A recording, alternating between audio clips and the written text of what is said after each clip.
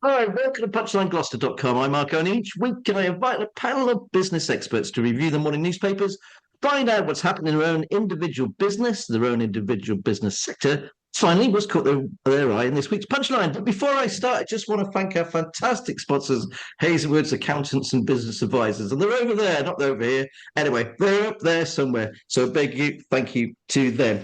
Okay, let's meet the panel this week. We've got Max Wilkinson, the MP for Cheltenham since July's election. We'll find out from him all about his first 6 months in Parliament. What's it been like being the new boy in the block? And also his thoughts on Labour's plans for devolution, getting rid of Gloucestershire's 6 district councils and having one large unitary authority. So we'll have a good chat about that as well. We've got Neill Ricketts, he's a graphene guru, chair of Forest of Dean Forest of Dean Economic Partnership. He's also become the chair of GSS, which is a company based in Scotland.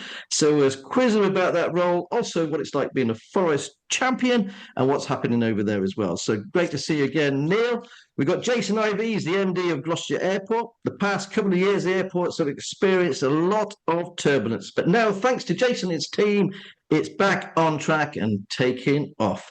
With a new investment in the traffic control tower, but now the airport is going to be sold by its owners, which is Gloucester and Cheltenham Borough Councils. So we'll find out about his thoughts and latest news on that. And also, how's this cold weather snap affecting business for him too? And finally, not last, not least, we got Marina Roos. Is the MD of 888 Containers Limited. It's a leading supplier of new and one-trip shipping containers for storage, industrial and farm use in UK. Started 25 years ago in London. The company moved to Australia just over a year and a half ago. So we'll find all about that sector and all about her business as well. So great to see you again, Marina. Thanks for joining us, everybody. Okay, we're just going to quickly have a look what's making the headlines, courtesy of the BBC. So here we go. We got the Metro, Los Angeles. This is the sways of a city ravaged by flames. The Sun, Los Angeles. The Daily Telegraph, Reeves missing in action on debt crisis. The Daily Mail, UK faces crisis like the 1970s, Reeves is warned. The Times, Rattle Reeves searches for new ideas on growth. The Mirror, Musk hate probe. The Financial Times, Musk seeks plan to oust Starmer as Prime Minister before next election. The Guardian, I'm going to go on the right-hand side again. Reeves considered deeper cuts to spending. The Daily Express, jihadi bride could run free within days. And the Daily Star, Lettuce who crashed the economy tells bloke who is crashing the economy, don't say I didn't crash the economy. Okay, great to see you all. Thanks ever so much for joining us today in Punchline Talks. Let's talk to you first, Neil. What have you picked out from the papers, please? Well, first one, it has to be the economy, and every paper is talking about the exchange rates falling. We're talking about increased pressure for small business. I know when I'm talking to small businesses in the Forest of Dean, they're really feeling it's a bit like being in a sustained fight with Mike Tyson. And we had COVID, we had Brexit. That was round one and round two. Then we had the lettuce. That was round three. And it just seems like it's like, come on, there's got to be an end to it soon. We've got to see some sunshine and some bright skies, but it doesn't look good at the moment, Mark. And having travelled to China with Theresa May, I know that these visits are really really important, but optics and timing, Max, I'm not sure. But the facts are that we have issues in Europe in general, and we don't seem to find a solution to it as yet. So I'm keen to see what everyone has to say about finding a solution, not identifying what the problem is. My big problem at the moment is Elon Musk. I mean, he seems to be wanting to overthrow the government. Well, Elon is a strange character, and I've followed Elon since I can remember, to be honest. Very very bright. Is it his place to get involved in politics? Well, I think what we're seeing No. is we're seeing a change, Max. We're seeing where the Maxwells and the Murdochs used to control politics and royalty and celebrities to now being Bezos and Musk and Gates and all the rest of them. So I think we're seeing a big step change in what's happening. And I'm going to bring Max in just very quickly on Elon because we mentioned it. What's your view on that, Max? Well, it's a total disgrace that the world's richest man is attempting to buy our democracy by almost manipulating on an hour-by-hour basis the political debate in our country. It's something we shouldn't have to put up with. It's something that our government needs to take a much stronger stand on. And also it brings into stark focus the suggestion that in a few weeks' time, we're going to end up having some kind of brilliant new relationship with Donald Trump. Well, Elon Musk is one of Donald Trump's best mates. They are advisors, apparently, to one another, and he's about to be a member of the US government. So the suggestion that we can rely on the special relationship as we did in the past under Donald Trump, when one of his key advisors is trying to bring down our government and launching online polls to his hundreds of millions of followers to say, should the US liberate the people of Britain? Well, this is totally, this is a thought for the birds. Neill mentioned, the issues with Europe earlier on, and clearly it is in our best interest to have a closer trading relationship with Europe because that is going to insulate us from the vagaries and the day-to-day whims and hour-to-hour whims of Elon Musk and Donald Trump, who are incredibly unpredictable and cannot be relied upon. Okay, thanks for that. Neill, you want to come back to this very quickly? Yeah, I mean, Elon is not the only person who's messing with politics, and Russia has been identified as potentially playing a part in politics in general, whether that be the US, the UK, North Korea, China. We've got lots and lots of fires burning. I'm not quite sure that I'd want to take on the US as an enemy, but luckily I'm not the Prime Minister or a politician, so I can stay out of that debate, Max. But the thing is, we don't want to make enemies, but we do want to be clear who our allies can be and should be. You mentioned Brexit earlier on. Since the Brexit era begun, it is clear that our GDP has taken a significant hit as a result of the decisions made by the last government on our trading relationship with the European Union. And the sooner we start to have a grown-up discussion about that and move on from some of the nonsense and divisive rhetoric over the last few years, the better. And in the context of what's going on in America, we do need to be really, really clear about where we can find certainty and where we can't find certainty. Okay, thanks ever so much, Max. Marina, I'm going to bring you in because you haven't introduced yourself yet. About the papers as well, what else have you picked out for us? So I stayed away from politics. I went to the Daily Mail about elegance never dying and the comeback, the return of the tuxedo. And why I like that article, exactly quite. Having gone through COVID, working from home, casual wear, people losing sort of this want and need to wear sort of more formal attire. And with obviously celebrating the New Year, gathering with friends, family, celebrating Christmas, it's actually quite nice as a tradition to bring back the tuxedo, formal wear, and mark a sort of, I think, also separating the day-to-day casual wear and then stepping into maybe a tuxedo, which will make you feel a little bit more festive or a bit more celebratory, and having that kind of mark, no more gray area, which is the world we live in, right? With our mobile phones always connected. So having that sort of separation of, I can step away from my daily life, I'm celebrating, and I can look fabulous. I thought that was quite fun. Absolutely agree, and also I get a chance to wear my Union Jack bow tie when I have a tuxedo, or my Welsh bow tie. And also, I think there is that difference between work and leisure, isn't it? Not being funny. This is a work shirt, and if I wear this outside, my wife Emma has a bit of a pop at me about it and said, "No, you should be wearing this over." The lines have been crossed a little bit, haven't they? It's very hard to differentiate working from home, more flexible working.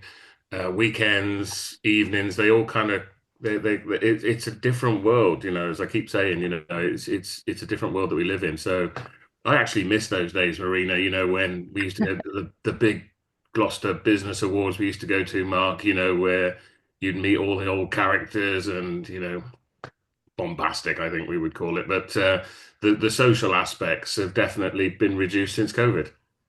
Well, do you know what? I'm thinking about bringing it back, but hold that thought. Okay, let's go to Jason. Great to see you, mate.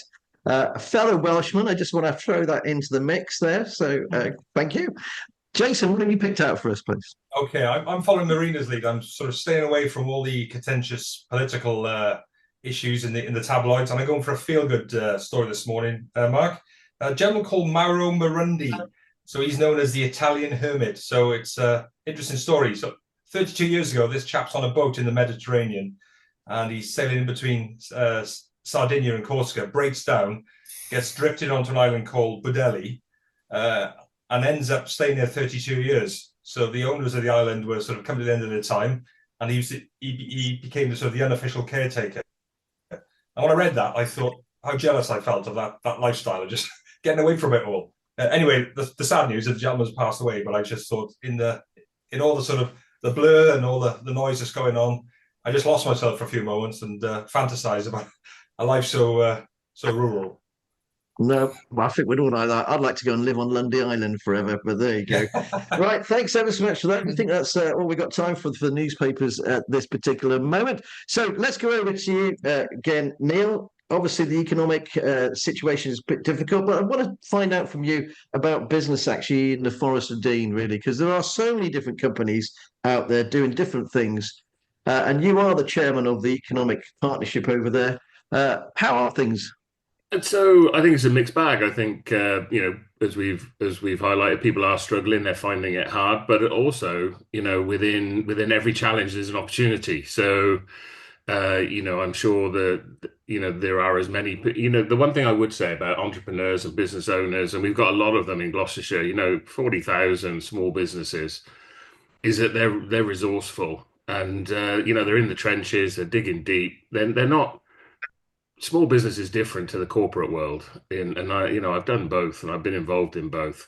And small business, you have to be resourceful. You have to really kind of, no matter what's going on, no matter what the politics are, you've just got to get on and fight the fight.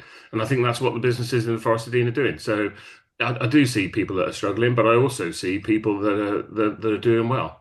And we've got a situation where we're talking about lots and lots of development, which is good for the construction industry. And we've got our Excel business school and Gloucester.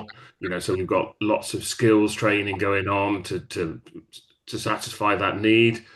So there are areas in which there are struggles, and there are areas in which there is really positivity.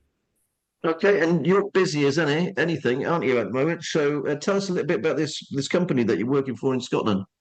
Gas Sensor Solutions is based up in Cumbernauld. One of the challenges for the Forest of Dean, and one that I identified when I set up Viserion, was about creating local opportunities. And it would be, I would always look for a local opportunity. But at the moment, I chair a company up in Scotland, and they're at the very forefront of gas technology. I mean, we take for granted the food we eat, the air we breathe, and the water we drink. And unfortunately, we can't afford to now.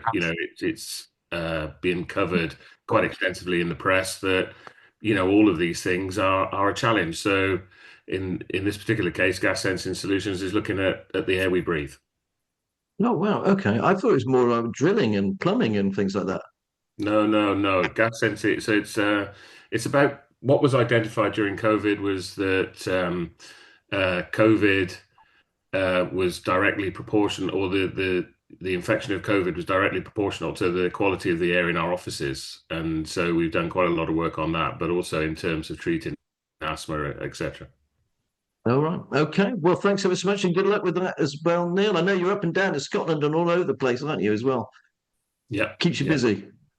Okay, Max, thanks ever so much for joining us. I know how busy an MP is. You've been in post 6 months now, since July. So how's it been? How's it been, mate? Busy few months. It's an interesting job to have, and there's no job description. And going back to the previous discussion about tuxedos and formal wear, I've never had a job before in my life where I had to wear a suit and a tie to work every day. And obviously I have now a 7-day-a-week job, so I don't get any days off. That's not a complaint. I enjoy it. It's really good, and my work is very varied, and I get to meet lots of interesting people. But when I'm in Parliament, I have to wear a formal suit and a tie and proper shoes as well. So I've made good use of the shoe shine machine in the members' cloakroom on a number of occasions. That comes in handy quite often. But the main thing that I've found is that it is a real privilege to have the job. And it is also a huge challenge because there are hundreds of people who want to contact you every day. You get some days more than 500 emails, which of course is impossible to respond to as one person. So I've got to have a really good team of people to do that. And I've got to take up everything as an issue, from the hyper local right up to things like the Israel-Gaza stuff that's going on and the atrocities that we've seen there. There are a number of themes that have dominated over the last few months, including Israel-Palestine, obviously the economy and Labour's missteps there. And Neill was talking about the challenges for small businesses. When we're talking about things like the increase to national insurance contributions for employers, obviously the small businesses in my constituency are facing the same problems as all of the others are. And it's going to be a real challenge as those kick in over the next few months and we start to see the check on jobs growth and the economy that's going to be following. So I think there are significant concerns. And when you put that into the mix of the wider international economic turbulence that we've seen, you can see why small businesses do feel like they've been going several rounds with Mike Tyson over a long period of time. But there are some positives as well. And I think actually the government's devolution agenda does have the potential to bring really important benefits to our region. The reorganisation of local government might be a bit of a distraction from that, but more powers within our region and more powers and money for Gloucestershire, I think, is something that we should all be welcoming. Because if there is one thing that we all know, it is that local areas are better suited to making decisions for themselves, and taking that power away from Westminster and putting it closer to Gloucestershire is important. However, there is one caveat there. We all know as well, and Neill knows about the Forest, and Mark, you'll know about Gloucester, Marina from a Stroud perspective. Devolution must be about actually giving power to communities as well as bringing power out of Westminster. And there is a real risk in this debate at the moment. And this is a recurring theme that we've seen in Parliament over the last few months when we've been trying to bring some consensus together locally about this. There is a risk that power is being taken away from communities and put at higher tiers of government. And in Gloucestershire, I think we're going to come along to discuss this in a moment, there is a fear that we'll end up with a county-wide unitary, no devolution to local areas, and then a regional mayor who probably, let's face it, is not going to be based in Cheltenham, Gloucester, the Forest, Stroud, Tewkesbury or the Cotswolds. That regional mayor is going to be somewhere else, and we will have to get their attention, which does pose risks. Well, this is exactly my point, actually. This is the whole thing about when you know, Gloucestershire isn't big enough. I think my big point is a lot of people just aren't engaged in the whole situation and what's going to happen to the six district council. The whole beauty of our political system is that you can vote people in and you can vote people out. And I also feel that at this particular moment that the Tory administration for the county council should not move an election away from May. What's your thoughts on that? Because obviously they're trying to say there's not enough time. Well, it's an outrage to democracy, what's being proposed at the moment. The government was very clear that if elections were to be cancelled, that needed to be on the basis of a devolution deal that was ready to go and a local government reorganisation that was ready to go. And it also needed to be on the basis of consensus. Now, at the moment, there is no consensus. And clearly, the letter that's been drafted by the county council leadership is a massive overreach. There is no mandate for what is being suggested in the cancellation of the elections. Let's face it, local elections are not the thing that stops the world turning or starts the world turning, but it's an important democratic principle that people shouldn't be able to get away with cancelling elections or suggesting cancelling elections unless there is consensus across party and across the communities. And also, you've got to be in a position where you can demonstrate that you fulfilled the criteria to cancel those elections. And they just haven't been fulfilled. The county council doesn't know, and this is as a result of the county council singularly refusing over the last few years to do the work. It doesn't know whether we're going to go for a devolution north, south, or east. And until they've answered that question, they can't get away with cancelling the local elections, no matter how politically expedient it might be for the Conservatives to do that at the moment. totally agree with you. No matter what political party you support, at the end of the day, democracy has to have the main drag or the main way. Okay, thanks ever so much for that, Max. Marina, I'm going to bring you in. Thanks ever so much for joining us. Let's talk about the container industry, because I don't know very much about it. You're based there in Stroud, in the old police quarters. Tell us about Triple A Containers. Where did the name come from? AAA Containers. So the business was started by my dad about 25 years ago, and Dad spent a lot of time in China. And 8 being a very lucky number in China, 3 8s was even luckier. So what do? We supply shipping containers, as you can see, and our main customer would be a self-storage site, as you can see on the left. These are marine shipping containers, so they're built for the high sea, but they're brought in as one trip, as you said, Mark. One trip, meaning they've made that one journey from China to the UK. They're emptied of their cargo, and then they're used for storage, or they go on to another life in the UK. The concept of storage obviously is becoming more and more popular, not only with the idea of obviously utilizing land as an extra stream of revenue for businesses, farmland, or other businesses that are diversifying, but also with houses that are becoming these new developments that have less and less space in the house. The concept of storage and storing extra furniture when you're downsizing has become sort of a norm, really. So that's one side of the business, which would be storage. And then obviously containers now are becoming more and more popular in terms of conversions, so turning them into offices, into modular buildings like houses, into pop-up bars, cafes. I think closest to us would be Bristol, perhaps. They've got is it behind the museum, sort of shop fronts, small businesses that are maybe not built for the high street, but very happy to sit in a container, where they have quite a lot of people coming in and out and supporting these local businesses. So it's an exciting time.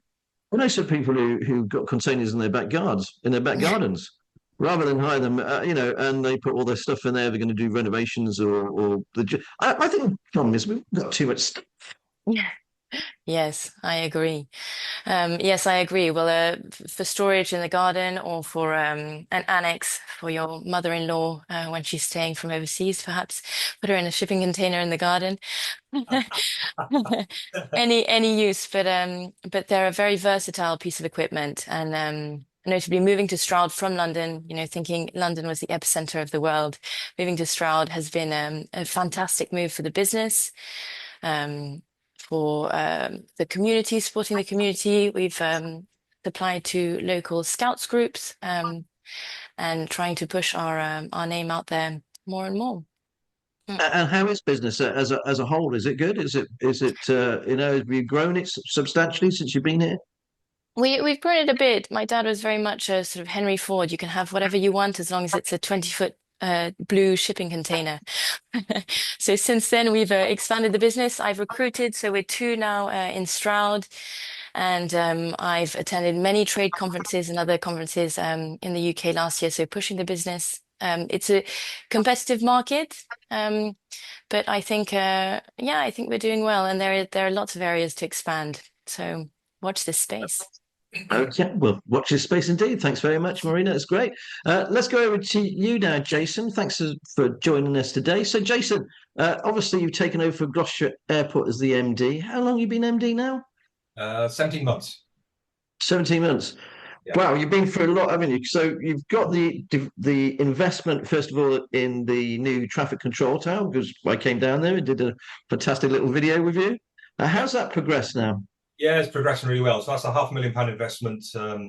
New techie stuff. I won't bore people with that. The whole visual control room is being remodernised, and that should be ready for the end of March. So that's something we're really looking forward to, and the staff are all very excited about that.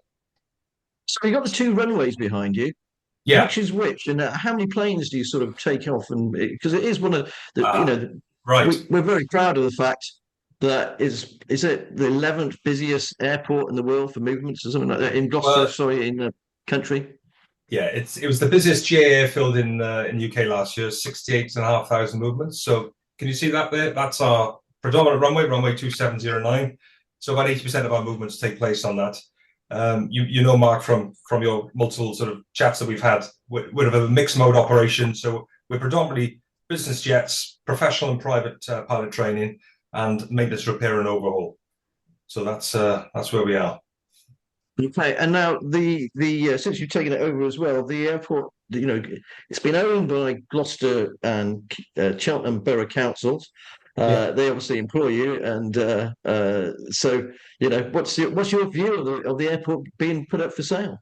I think it's a move. Is it a bad move? Yeah, it's a great move, and it's an essential move. It's I think it's fair to say that councils, their MO is not running airports as a general rule. We know the role of a council, but thankfully Cheltenham and Gloucester councils respectively have been extremely supportive of the airport up to this point. But it's now time. We need that investment. There's no way of dancing around the handbags on this one. We are out up for sale at the moment, as you quite rightly say. So Savills are managing that sale process for us. We've been inundated with interest, far more than myself, the rest of my team anticipated. So the last few weeks and months, I've been spending my time escorting would-be buyers around the airport, answering what felt like multiple questions. And we should be at a point with a fair wind to be at preferred bidder status around about March, April time. Fingers crossed. But really exciting. Everyone's really revved up for it. Why was it so? Why was it so needed to actually sell it? I know you're saying the council don't run it. Was it just the investment of money? To sort of maximise because I've been to it lots of times. That's the thing. A lot of people haven't. There's lots of fantastic businesses down there. Yeah, quite right. Running airports aren't cheap. The old saying, it's easy to become a millionaire in aviation. You just need to start out as a billionaire. It's something that needs to be funded on a regular basis. And again, no fault of the councils. The level of investment required, I just don't think the councils can support that. So they've jointly taken that decision to offload, and then we can go from there. But it's all positive stuff. Myself and the rest of the team, we're extremely excited. And this is a turning point for Gloucestershire Airport. So can't wait now for the next 6 months or so to see who ends up being our new owners. Okay, thanks ever so much for that, Jason. That's really great. And of course, Punchline will be there following it all the way. Right, okay, that's all we've got time for that particular side. So we're going to do the pick of the punchlines now. So, Neill, what have you picked out from this week's punchlines, please? Well, I had two, actually, Mark. I know I'm being a bit greedy, but the first one is the appointment of the new CEO to South Gloucestershire and Stroud College. And I just wanted to say thank you to Kevin Hamblin, because I worked quite extensively with him on the skills agenda over the last kind of 10 years, including building the University Technical College over in Berkeley. So I think he's done a great job, and sad to see him heading towards retirement, but it comes to us all. And the second story, I wanted to thank you, Mark, for some really, really kind words about Mike Warner and his unfortunate passing over the Christmas period. Mike was an ex-colleague of mine at Gloucestershire G First, and a real pillar of the Gloucestershire community, business community, sadly lost and sadly missed. And I just wanted to pass on my condolences to the family, but also to thank you for the kind words that you put out. I thought that was a really, really great piece from you, Mark, and I think you deserve a pat on the back for that. Thanks so much for that. I really appreciate that. I spoke to the family the weekend, and you can, again, our sincere condolences to all of them too. Marina, what have you picked up from this week's Punchline, please? Well, being situated in the old police station, I sit across from the Five Valleys shopping centre. And as I mentioned earlier, I've moved from London, which I thought was the only place where it mattered. And actually, Five Valleys have brought in more and more businesses. It is buzzing all the time. And the article about sort of the increase in footfall and the shops kind of having a success in Stroud is really quite positive. And I'm really proud to be here and to be supporting the businesses and see it grow. I'll be honest with you, I think it's absolutely fantastic. Absolutely fantastic. And if you haven't been to the food court down there, please, I strongly recommend going down there. It really is. I just hope it kind of seep into the rest of Stroud. I mean, the investments there, the new hotel there as well is great, isn't it? There's a buzz about Stroud. Yeah, they're really nice. Really nice restaurants. We've got a new French restaurant, Juliette, that has opened also recently. which is the talk of the town. But no, it's really lovely to see. Okay, thanks ever so much for that. Jason, do you get to Stroud very much, mate? I don't. Well, I strongly Not recommend yet. it. There you go. Well, we need to pop down there. Yeah, sure. Right. Okay. You're much better off in the Forest of Dean, Jason. Okay, just Yeah. Right. All right. I'm not going to get into that, but yeah, I'll have to pop down and see you, Neil. Right. I picked up in Punchline, Mark, Jules law, which has been debated in Parliament on Monday, I believe, and this law aims to give parents the right to access their children's social media accounts. So it's been started by a lady called Ellen Room, who's the mum, and unfortunately, a really tragic story. She lost her son, Jules Sweeney, hence Jules Law, back in 2022, and he was only 14 years old.